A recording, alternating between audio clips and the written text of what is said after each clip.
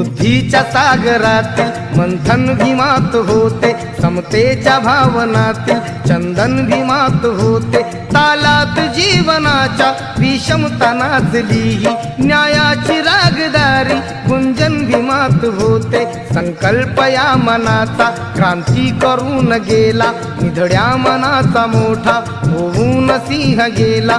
दिपविले कैक ज्ञानी माझ्या धुरंधराने, इतिहास घडविला माझ्या युगंधराने। ही आस नाही केली श्रीमंतीच्या धनाची, फुलविली बाग ऐसी येथे परिश्रमाची।